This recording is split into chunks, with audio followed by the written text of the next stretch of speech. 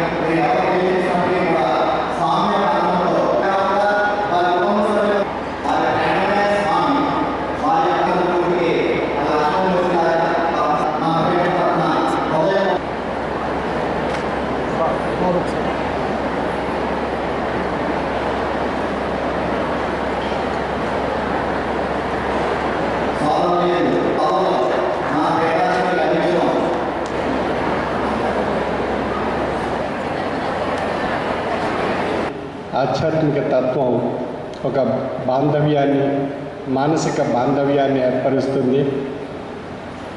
మానసిక బాంధవ్యం చేత ప్రతి ఒక్కరూ సుఖశాంతులతో ఆరోగ్యంగా, సంతోషంగా, ఆనందంగా, ఆహ్లాదంగా గడిపే అవకాశం మనందరికీ ఏర్పడుతుంది.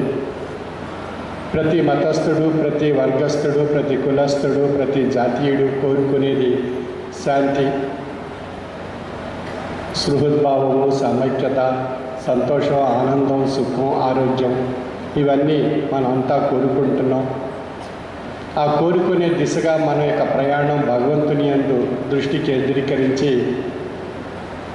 ఆ భగవంతుని యొక్క ఆశీస్సులు పొందాలి అని చెప్పి మన యొక్క దినచర్యలో మనం ఆయా మత ధర్మాల వారు ఆయా ప్రార్థనా విధానాలు అనుసరించి భగవంతుని యొక్క ఆశీస్సుల ద్వారా మన యొక్క దినచర్యలో ఉండేటువంటి ఆయా కార్యకలాపాలన్నీ సఫలీకృతం కావాలని మనందరం కోరుకుంటూ ఉంటాం.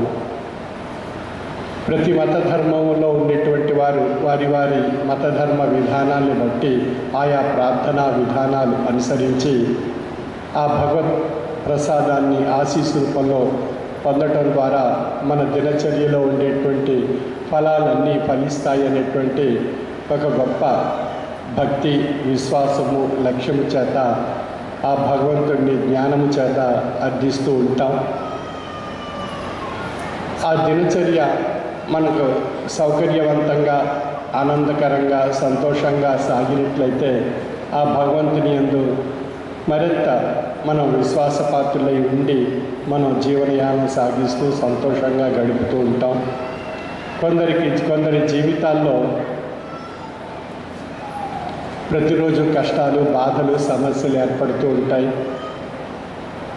ఆ బాధలు, కష్టాలు, సమస్యలు తొలగిపోవడానికి భగవంతుడిని ప్రార్థిస్తూ ఉంటాం. ఆ కష్టాన్ని, ఆ బాధని తొలగించమని. కాబట్టి భగవంతుడిని కష్టంలోనూ మనం ప్రార్థిస్తాం, సుఖంలోనూ కూడా మనం ప్రార్థించినట్లయితే కష్ట సుఖాలు సమన్వయపరుచుకునేటువంటి అవకాశం మనకి ఏర్పడుతుంది.